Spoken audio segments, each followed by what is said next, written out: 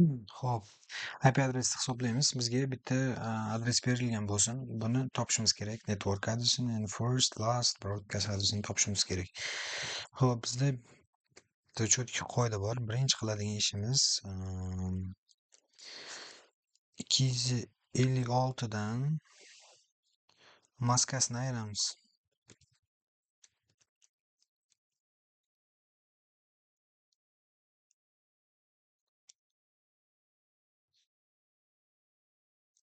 Xo'p, biz 29 maskani mana bundoq yozib olamiz avval. Xo'p, bu xo'p 255, 255, 255. Xo'p, bu yoqqa 5 ta. Xo'p, xo'p, nechta bo'ladi? 29 maska bo'layotgan bo'lsa,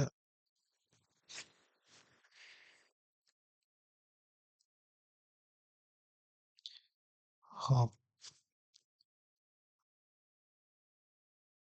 bu yoqqa 5 ta o'tyapti-da. 3 ta qolib ketyapti. 1, 2, 4, 7. Xo'p, 255 dan ayiramiz 7. 248.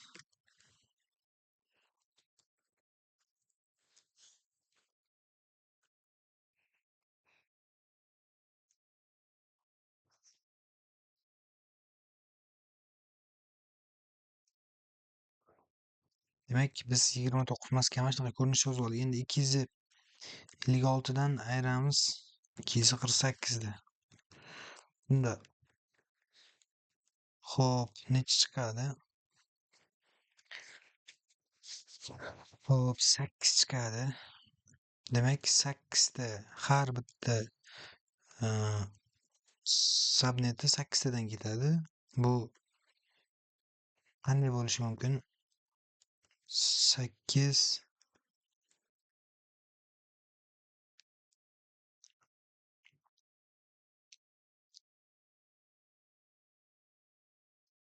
misol uchun bu mana bunaqa bo'lsa 10, 10, 10, 13. Hop, 13 8 bo'lishi mumkin. 10 hatto unaqa bo'lmaydi endi.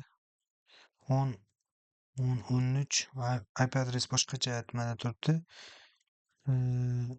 16 mana shunaqa ketishi mumkin. Ya'ni orasida har bitta subnetlarni orasida 8 ta birlik, ya'ni 8 ta farq bor. Endi biz 208 bu qaysi oralikda, ya'ni qaysi oralikda bo'lishini biz bilmaymiz. 208 ni bo'lamiz 8 ga. Xo'p, 104 bo'lamiz 4 ga. 26 demak.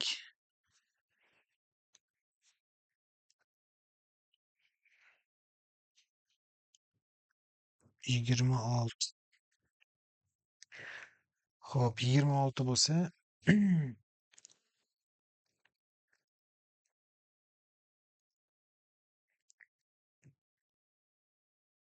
bu bo'linar ekan, to есть qolmas ekan.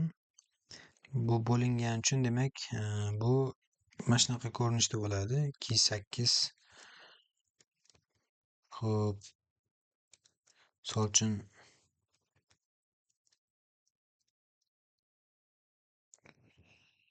x 208 keyingisi mana misol uchun xo'p 216 keyingisi yana 224 mana shunaqa bo'lib ketadi-da. Endi bizni IP adresimiz 208 qaysi oralikda? Mana shu oralikda bo'lganligi uchun bu mana bunday bo'ladi. Demak, network adresi misol uchun 10, 10, 13, 208 bo'ladi network adresi. First adresi 10, 10, 13, 209 bo'ladi. Last adresi 10, 10, 13, 215 bo'ladi. Broadcast adresi last adresi 214 bo'ladi. Broadcast adresi 10, 10, 13, 215 bo'ladi. Mana shunaqa bo'ladi. Demak, bu 10, 10, 13, 209 bilan 214gacha bu usable IP adress ishlatsa bo'ladigan IP adress shunaqa hisoblanadi. Demak, birinchi navbatda maskani o'nlik ko'rinishga o'tkazib olasiz. Keyin oxirgi aktadni misol uchun 248 bo'lsa, shuni ayirasiz. Necha chiqsa shunaqa bo'ladi. Har bir subnet orasida shunchadan farq bo'ladi. Demak, bitta subnetda 8 ta IP adres bor degani, ikkitasini olib tassangiz 6 ta ishlatiladigan IP adres qoladi. 208, 216, 224. Xo'p, bu keyin qaysi oraliqdaligini bilish uchun sizga berilgan IP adresga qaraysiz-da. Bizga 208 IP adres berilgan, 13.208. Mana shu IP adresda boyaginga 8 ga bo'lib ko'raman. Bo'lib ko'rsam, agar qoldiq chiqmasa, demak shuni o'zi ham bu tarmoq adresi bo'ladi. Agar qoldiq chiqsa, u tarmoq adresi bo'lmaydi. U o'sha oraliqdagi bitta IP adres bo'lishi mumkin. Xo'p, aka shu edi. Endi yana birorta misol uchun hisoblab ko'rishimiz mumkin. Misol uchun. Xo'p, misol uchun 27 qilaylik. Misol uchun mana 192, 168, 30, 26 urib, misol uchun 27 deylik. 27 maska bilan. Demak, yana o'sha birinchi qoida 256 dan ayiramiz mask. Demak, 27 ni yozib olamiz. 27 bu 255, 255, 255 bu tomonga nechta o'tadi?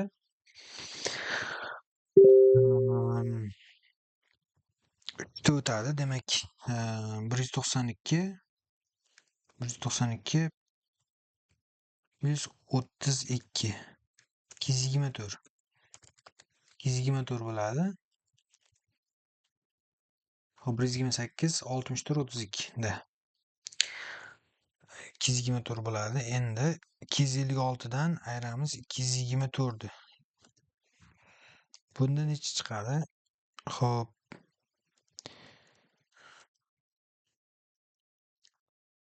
Xo'p, demak 2, 3, 32 ta. Jami mana shu 27 lik maskada, subnet maskasida har bitta subnetda 32 tadan bo'ladi. Demak, 0, 32, 64 mana shunaqa ketadi. 96 shunaqa ketadi. Endi bizga qaysi oraliqda, mana berilgan IP adresimiz qaysi oraliqdaligini bilishimiz kerak. Biz 32 ga bo'lib ko'ramiz. 26 ni bo'lamiz 32 ga. Agar bu butun son chiqmasa, demak bu mana bu oraliqda bo'ladi. 0 gacha bo'lgan oraliqda bo'ladi-da. Bu demak 192, 168, 30,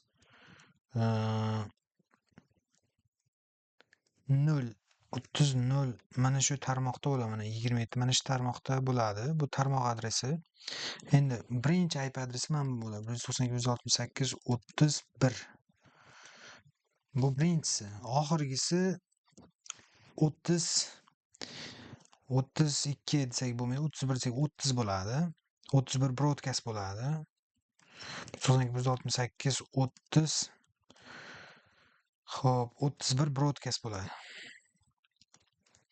Mana shunaqa qilib IP adreslar topiladi.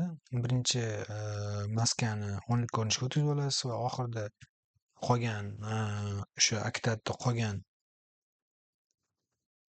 anaqani 256 ni ayirasiz va har bir aktadda, har bir subnetda nechta IP adres borligini bilib olasiz. Demak, keyin qaysi diapazondaligini bilish uchun sizga berilgan IP adresni boyagi chiqqan blok size'ga bo'lasiz. Xo'p, shunaqa. Yana bufferni ko'raveramiz.